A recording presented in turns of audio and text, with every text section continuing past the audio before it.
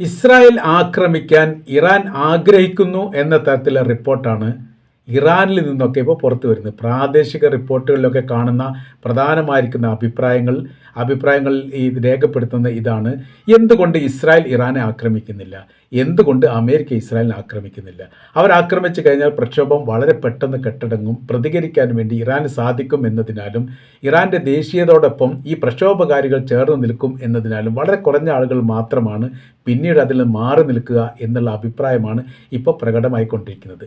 American president Donald Trump ഇറാനുമായിട്ട് ബന്ധപ്പെട്ട വിഷയത്തിൽ നേരിട്ട് ഇടപെടുമെന്ന് പറഞ്ഞതിൽ നിന്ന് ഒരുപാട് പിറകോട്ട് പോയിരിക്കുന്നു.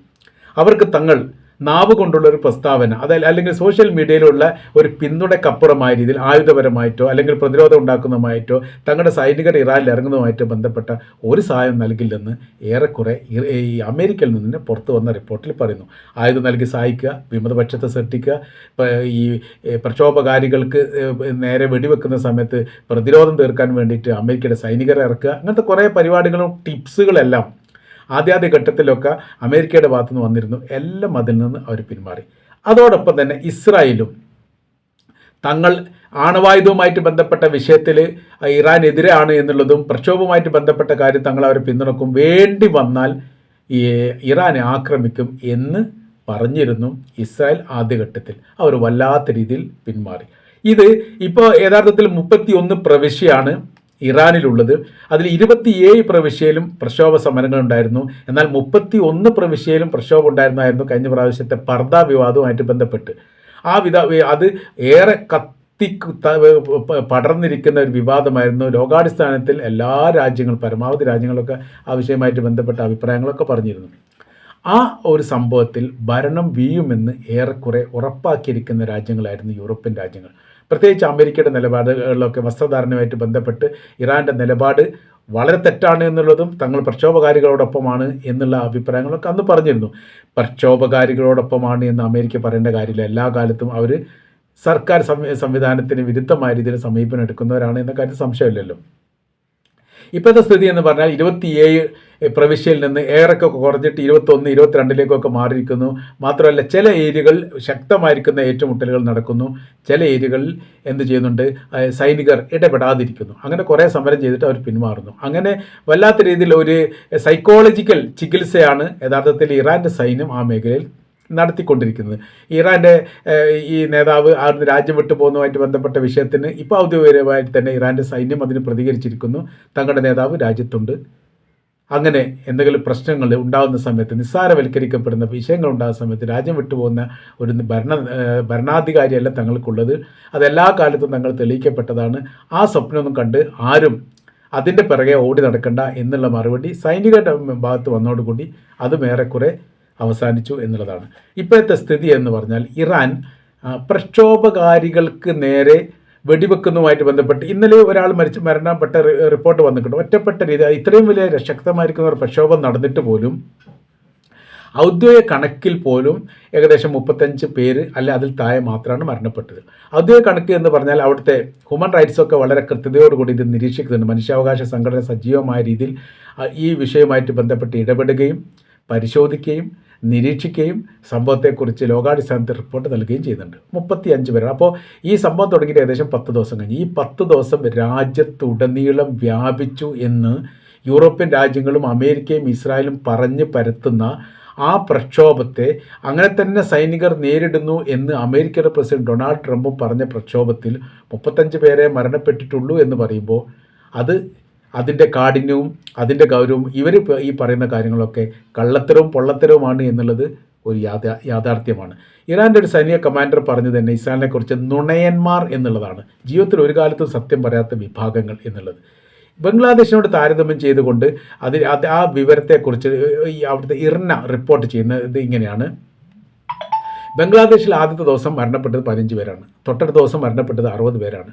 അങ്ങനെ നോക്കുന്ന സമയത്ത് ഏകദേശം 500 അതിൽ കൂടുതലോ ആളുകൾ വല്ലാതെ, അത് 15-20 ദിവസത്തിനിടയിൽ മരണപ്പെട്ടു.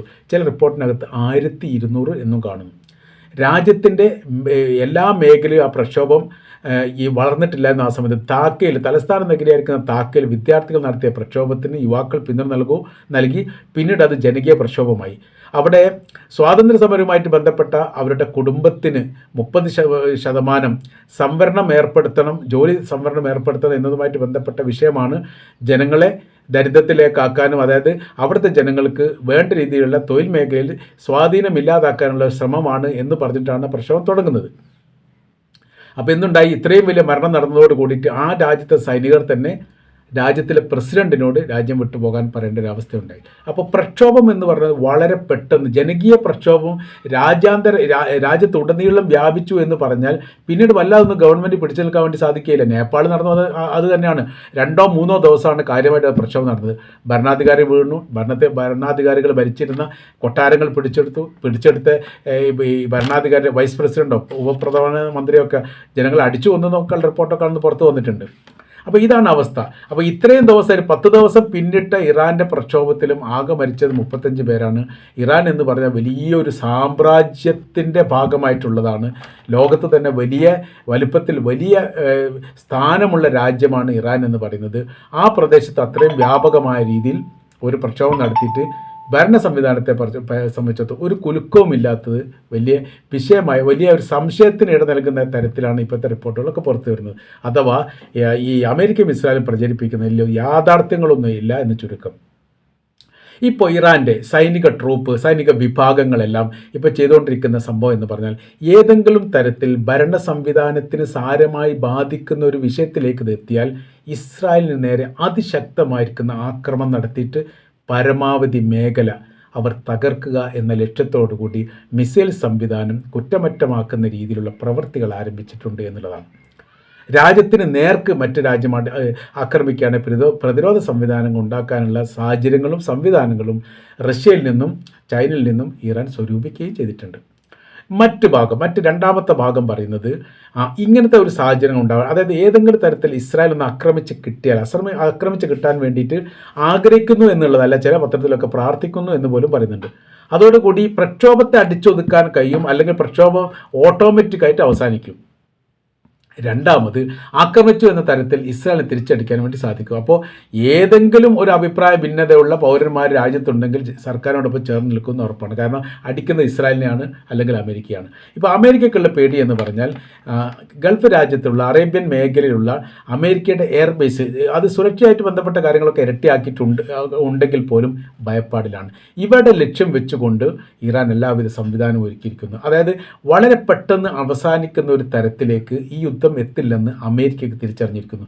ഞങ്ങൾ ഇതിൽ ഇടപെടുന്നത് അപായ സൂചനയാണ് എന്നുള്ളത് അമേരിക്കയുടെ ഇൻ്റലിജൻസ് ഗവൺമെൻറ് റിപ്പോർട്ട് ചെയ്യുന്നു. നിങ്ങൾ ഇടപെടുന്നത് പ്രശ്നം സങ്കീർണമാക്കുക എന്നല്ലാതെ ഒരു പരിഹാരം അതിനുണ്ടാവില്ല എന്ന് മാത്രമല്ല, നമുക്കത് തിരിച്ചടിയാവും എന്നുള്ള ഒരു ഭയം യഥാർത്ഥത്തിൽ ഉണ്ടായിട്ടുണ്ട് എന്നാണ് മനസ്സിലാക്കാൻ പറ്റുക. അതുകൊണ്ട് ഇതിലിപ്പോൾ 2 രീതിയുണ്ട്. ഒരു രീതി വിശ്വസിക്കാൻ പറ്റാത്ത ഒരു റിപ്പോർട്ട് ഇപ്പോൾ പുറത്തു വന്നിരിക്കുന്നു. അഥവാ അറബ് രാജ്യത്ത് പ്രവർത്തിക്കുന്ന അമേരിക്കയുടെ എയർബേസ് ആക്രമിക്കാൻ ആ രാജ്യത്ത് നിന്ന് തന്നെ സഹായങ്ങൾ നൽകുമെന്നുള്ളതാണ്.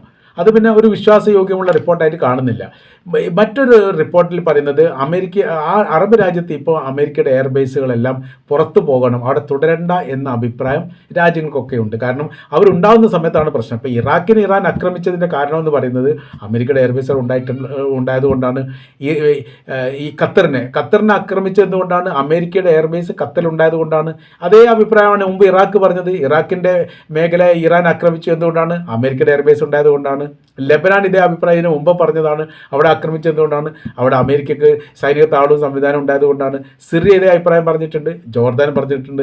2024 ജോർദാനിലുള്ള അമേരിക്കയുടെ സൈനിക ബേസിന് നേരെ ഹിസ്ബുള്ള ഗ്രൂപ്പ് ആക്രമണം നടത്തി 3 അമേരിക്കൻ സൈനികരെ കൊലപ്പെടുത്തുന്നത്. ഈ സംഭവങ്ങളൊക്കെ നടക്കുന്നത് അമേരിക്ക എവിടെ ഉണ്ടോ അവിടെയൊക്കെ നാശമാണ്, രാജ്യം പോലും നാശമാകുന്ന രീതിയിലേക്ക് പോകുന്നു. അതുകൊണ്ട് ഇവിടുന്ന് രാജ്യത്ത് നിന്ന് അമേരിക്കൻ സൈനികർ കരാർ റദ്ദാക്കിക്കൊണ്ട് അവരെ പുറത്താക്കണമെന്നാണ് ഇറാൻ്റെ അഭിപ്രായം.